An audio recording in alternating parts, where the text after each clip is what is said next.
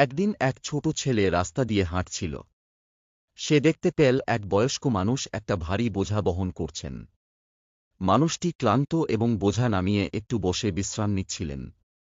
ছেলে কাছে গিয়ে বলল, চাচা, আপনি ক্লান্ত লাগছেন।